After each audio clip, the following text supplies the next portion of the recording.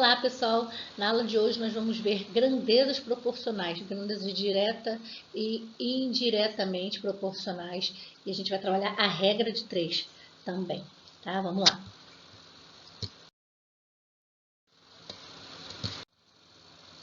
Grandezas proporcionais, razão entre grandezas de naturezas diferentes. O que é uma razão? A gente tem que uma razão, ela é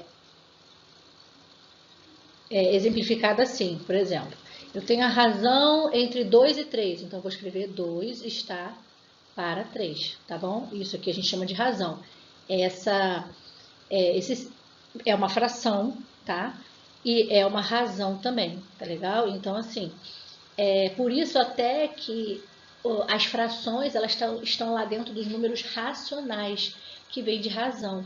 E fração também vem de fracionar, então tá tudo interligado, tá legal? E aí, vamos lá. Vamos conhecer algumas razões que usam números que expressam as medidas de grandeza de naturezas diferentes. Por exemplo, a densidade demográfica. Quando ele fala grandezas diferentes, de natureza diferente, ele quer dizer, um exemplo aqui, vou dar um exemplo clássico de proporção.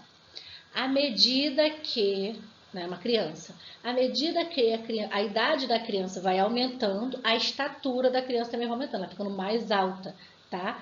É proporcional, claro que cada um, é diferente, mas para aquela criança, de acordo com que a idade dela vai aumentando, a estatura dela também vai aumentando, até ela parar, mas, entendeu? São grandezas, a estatura, a altura da criança e a idade da criança são grandezas proporcionais, tá bom? Então, só para te deixar uma dica aí.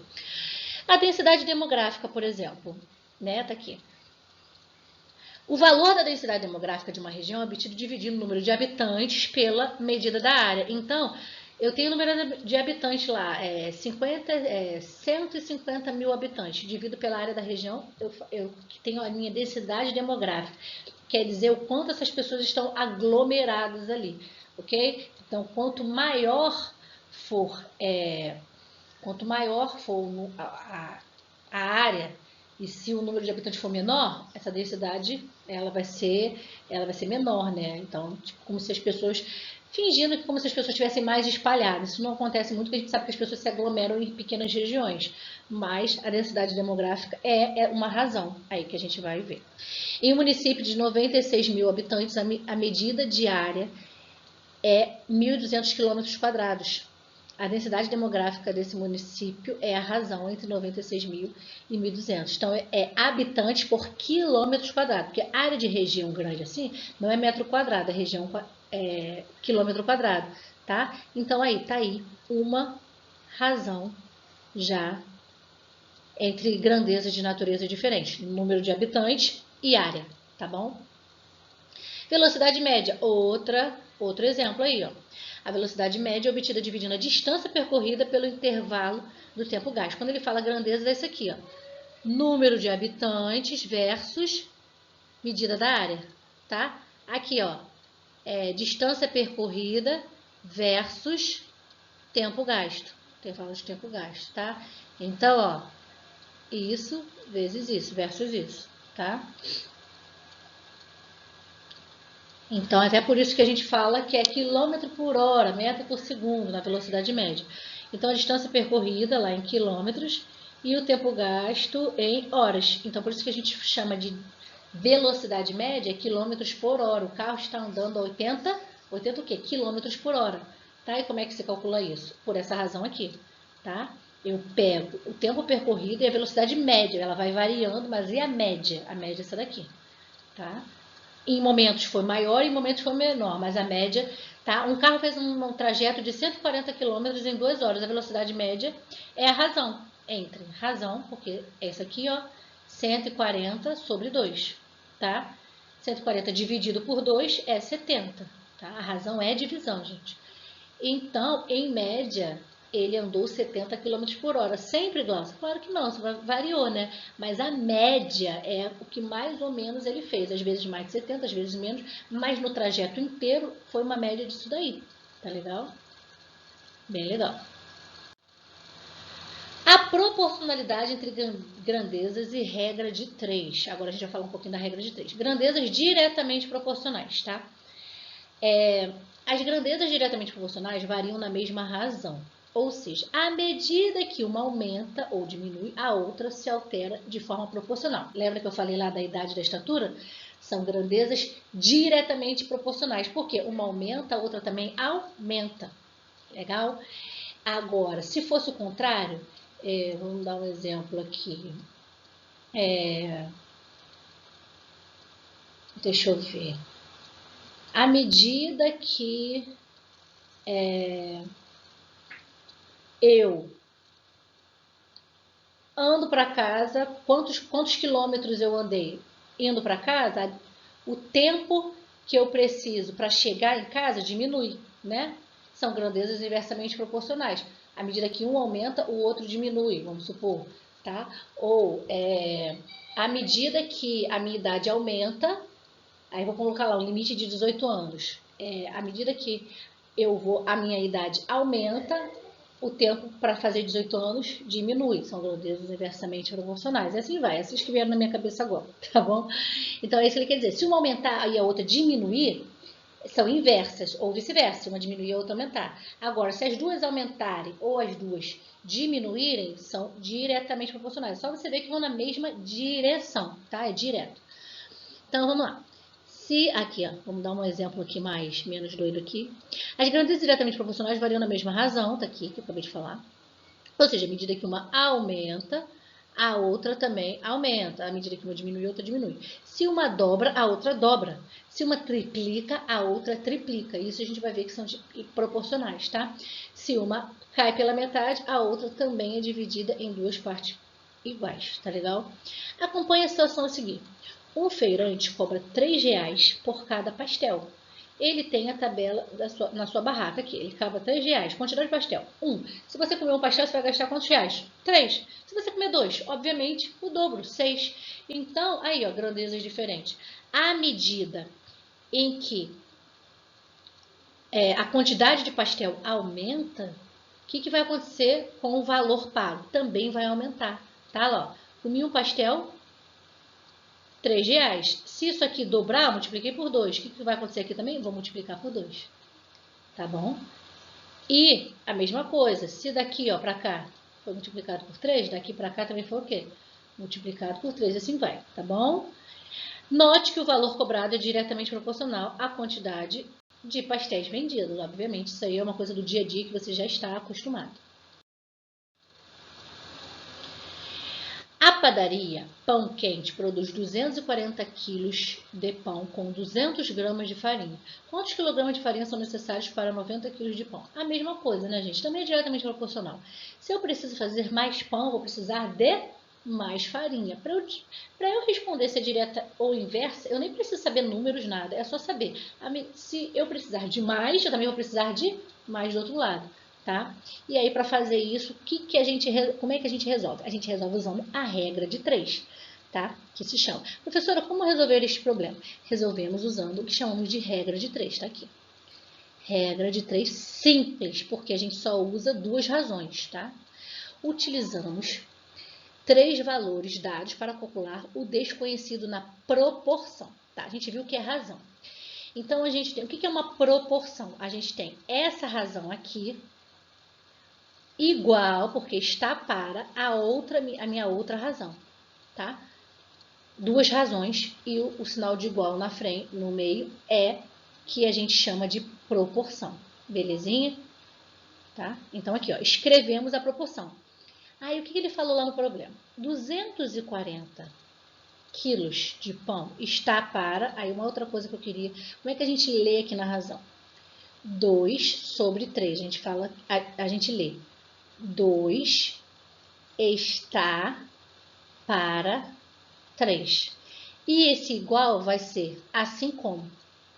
Assim como. Então, como é que a gente leria isso aqui?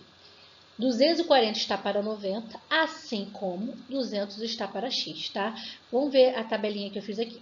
Ele precisa produzir 240 pão em quilos e a farinha em quilos também.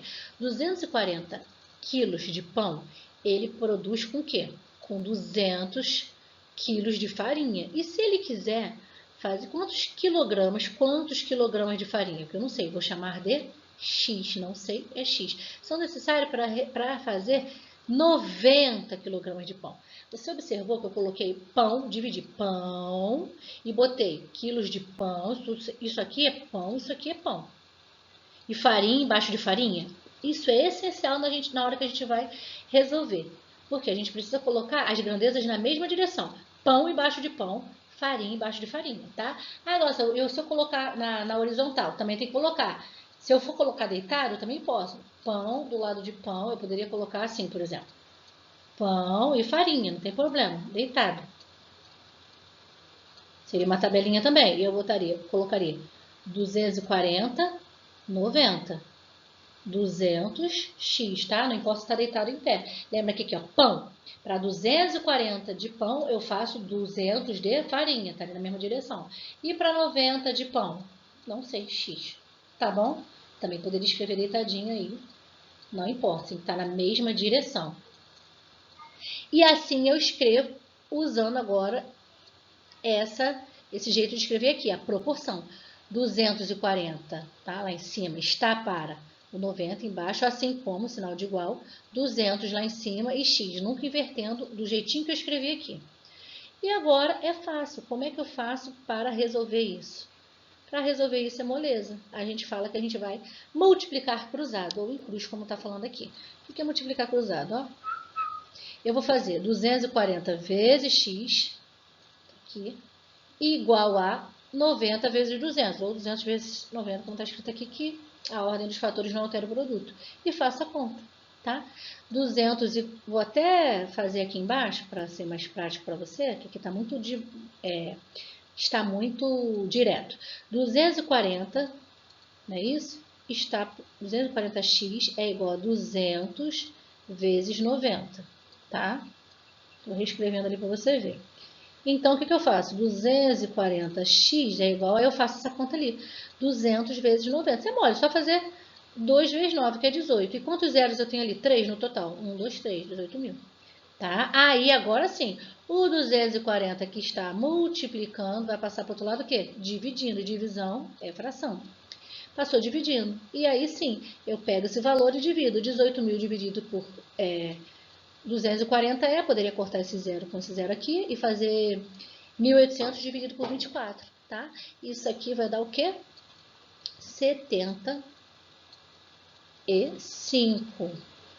Então, se deu 75, significa que são necessários, é o que ele disse ali, 75 quilos de farinha, porque tem que ver lá a pergunta. Quantos quilos de farinha são necessários? Olha lá em cima. São necessários 75 quilos de farinha. Tá bom? Então, é assim que a gente resolve grandezas proporcionais, pela regra de 3. Você vai ver por aí que alguém poderia escrever assim, ó. 240 está para 90. 240, aqui pão e aqui desculpa, 90 não, 200. E aqui farinha. 240 está para 200 de farinha. E 90 de pão está para x. Também multiplicaria cruzado e resolveria. Está no mesmo, tá? Isso aí é só uma maneira de você escrever. É a mesma coisa, tá? Aí ele está falando aqui, ó. As duas grandezas neste caso são diretamente proporcionais, pois se quisermos o dobro de pão, teremos de dobrar a quantidade de farinha e assim por diante, tá? À medida que um aumenta, o outro também aumenta. À medida que um diminui, o outro também diminui. Grandezas agora inversamente proporcionais. As grandezas inversamente proporcionais variam na razão inversa uma da outra. Ou seja, se uma dobra, a outra diminui pela metade. Por quê? Qual a operação inversa da multiplicação? A divisão. Então, se uma multiplicou por 2, dobrar não é multiplicar por 2, a outra tem que dividir por 2. Dividir por 2 é cortar pela metade. Se uma quadruplicou, o que é quadruplicar? Multiplicar por 4. A outra vai ser o quê? Vou ter que dividir por 4. Por 4, a quarta parte. É isso que ele está dizendo aí. Acompanhe essa situação aí. Um motociclista fez o mesmo percurso diversas vezes, com velocidade média diferente. Aí ele escreveu aqui. O quadro abaixo mostra essa relação da velocidade média e o tempo gasto. Aí o que ele fala aqui? Que a razão entre o valor da velocidade média e o inverso, tá vendo que inverso, ó, 6, 1 sobre 6, 4. O inverso de 4 é 1 sobre 4, tá? Qual é o inverso de 2 terços? 3 meios. Nossa, então por que o inverso de 2 é 1 meio? Porque 2 é a mesma coisa que 2 sobre 1. Então, inverso, troca. troco de cima pelo de baixo, tá? Então, ele fala aqui que a razão entre o valor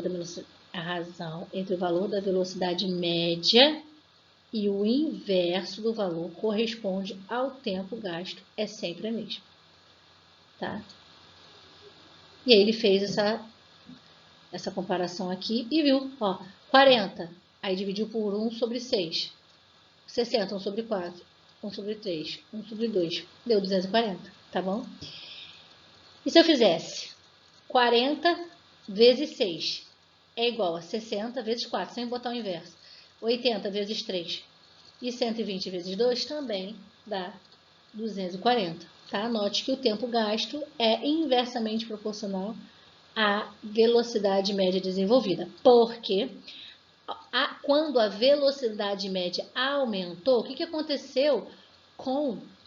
Vou até botar aqui. Quando a velocidade média aumentou, o que aconteceu com o meu tempo? Diminuiu, olha lá.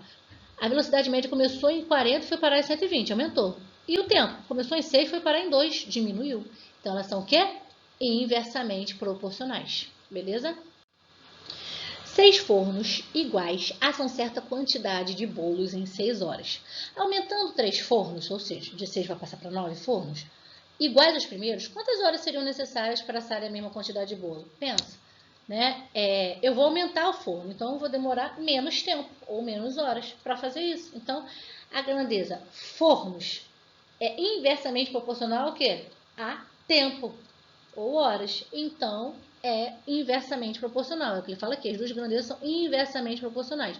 Então, ao invés agora de eu fazer aquilo que eu fiz lá naquele quadro anterior, de fazer um está pelo inverso do outro, é muito melhor fazer o quê?